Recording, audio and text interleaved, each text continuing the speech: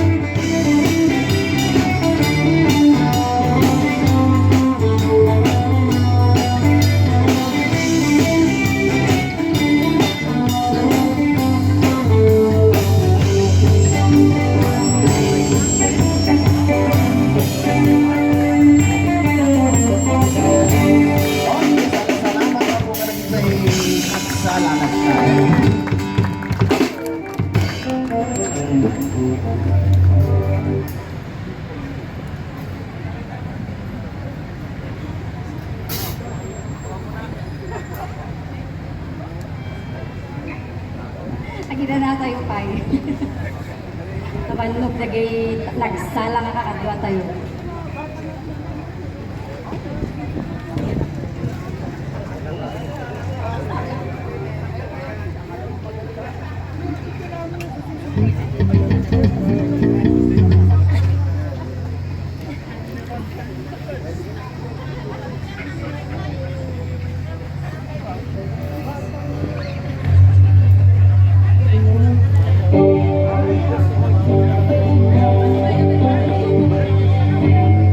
By the Eagles.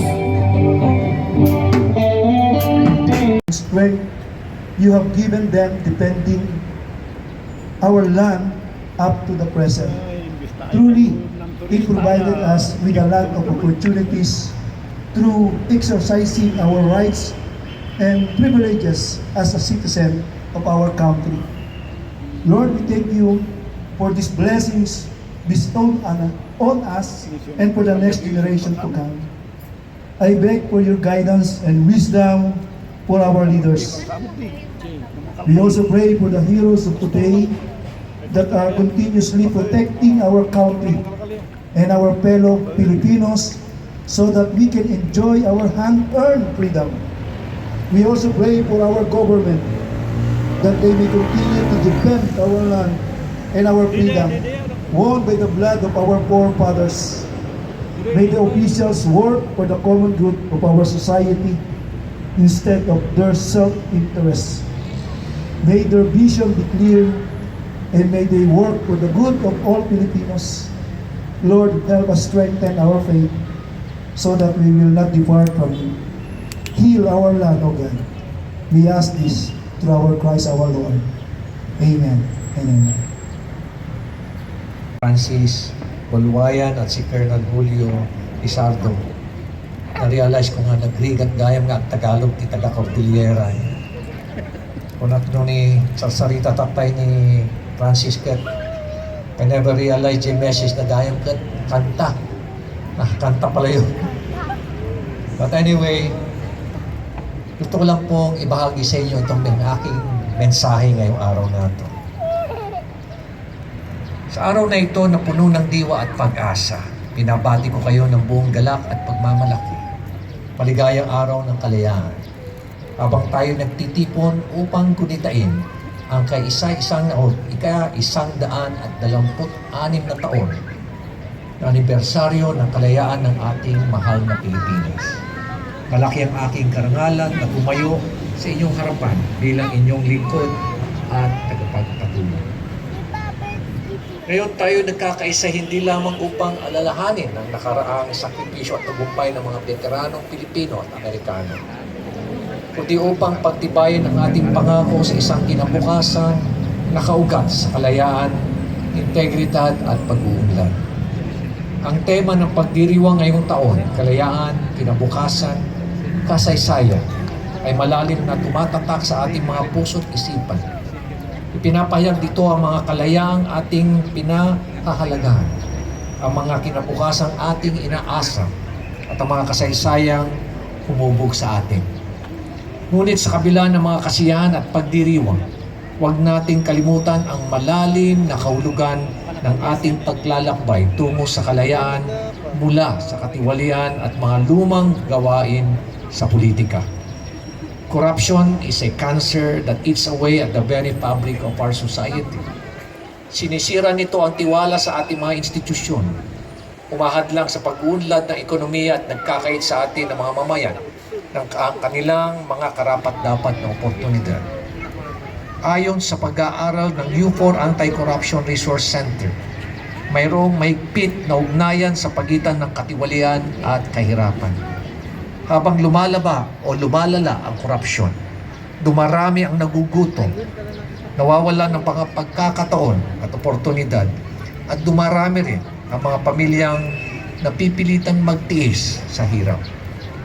Today, let us declare with unwavering resolve that we shall not be held captives by the chains of corruption any longer.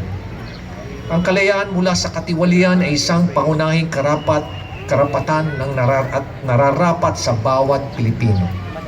Ito ang kalayaan upang tuparin ang ating mga pangarap nang walang takot na hadlangan ng suhon, palakasan o kinikilingan. Ito ang kalayaan na kailangan upang mapagtayo natin sa ating bansa kung saan nangingibabaw ang katarungan at ang batas ay hindi lamang isang konsepto kundi isang makabuluhang katotohanan sa araw-araw na pamumuhay. Sa ating paglalakbay tungo sa tunay na kalayaan, kailangan din natin palayain ating mga sarili mula sa mga limitasyon ng tradisyonal na politika. Ang mga lumang paraan ng pamamahala na minamarka ng pansariling layunin ay walang lugar sa ating pangarap para sa ating makabago at progresibong Pilipinas. This means not only fostering an environment of openness where every decision is accounted for, but also actively involving our citizens in the decision-making process, ensuring that their voice are not just heard, but respected and integrated into how we govern. I call upon each and every one of our generation to join me in this noble crusade for freedom from corruption. We need the collective resolve of everyone from every walk of life. Bawat isa sa atin ay may papel na ginagampanan sa laban na ito. Why this passion to fight corruption? Because we want to leave a lasting legacy to the next, that we can pass on to the next generation. Bakit? Dahil mahal natin ang ating mga anak. Mahal natin ang ating mga apo. Mahal natin ang ating bayan. Ngayong habang taas noon natin iginawagayway ang ating watawan at sabay-sabay na inaawit ang ating pambansang awit. Itaas din natin ang ating mga teenage sa pakikiisa laban sa katiwalian at kawalang katarungan. Naway kabayan tayo ng Diyos sa ating paglalakbay tungo sa isang kinabukasang puno ng pag-asa, kasaganaan at tunay na kalayaan para sa lahat.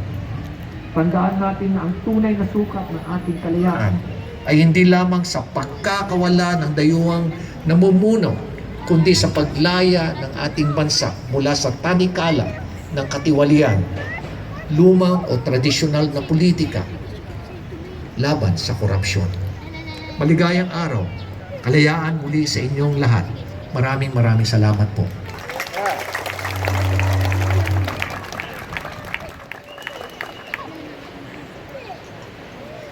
Muli po ating palakpakan ang ating butihing Mayor, Honorable Benjamin Bagalong. Maraming salamat po, sir.